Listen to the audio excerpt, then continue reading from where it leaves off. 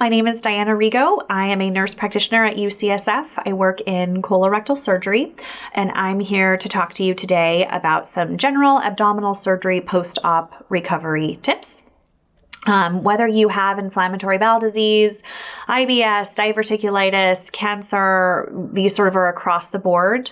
Obviously, there are individual things that you'll need to talk to your surgical team about, but these are kind of general across the board tips. My first one is the mantra, which is water and walking and protein. Those are things that we want you to generally do after abdominal surgery on a regular basis. You're going to want to stay really hydrated. Not only is that great for your bowel movements and your overall health and recovery, it's also going to keep those bowel movements really soft and moving. We want you to be walking regularly. Do I want you to run a 5K when you go home? I don't, but I would like you to walk at least 2 to 3 times a day. Even if it's 5 minutes at a time, just the act of getting up and walking around is really good for your blood pressure, overall wound healing, etc. And then protein-packed diet. Does that mean you're eating a lot? No, because typically you don't really feel like eating after abdominal surgery. But I do want small, frequent meals that are protein-packed. And whether you're a vegan, vegetarian, or a meat eater, this applies. And you can do that with different nut butters. You can do that with eggs, dairy, yogurt, if you can eat those things. That's really excellent for wound healing, both internal and external. And with abdominal surgery, everybody's a little bit different, and there's lots of dietary restrictions. And again, you're going to want to talk to your surgical team, but overall, you're going to want to really focus on protein generally with recovery. Let's talk about some pain.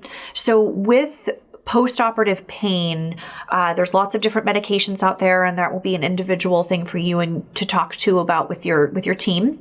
But overall, I want you to leave with an abdominal binder when you leave the hospital. It's a very sexy canvas girdle that you'll wear to give yourself some abdominal support.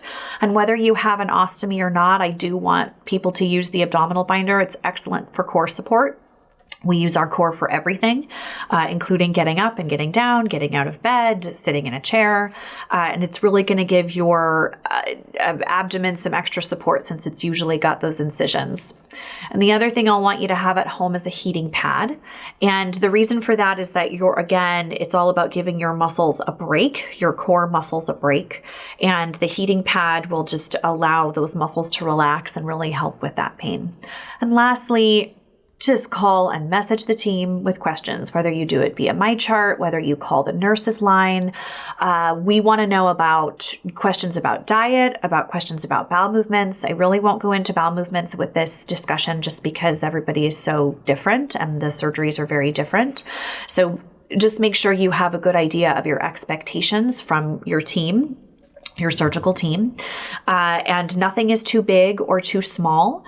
And we can, when you call us, we can make changes that will kind of change the game and change the trajectory a little bit, whether that's for pain or whether that's for diet. It'll also give us an idea if there's a problem, if you just keep us informed about what's going on. So those are my general abdominal surgery post-operative recovery tips. Thank you for listening.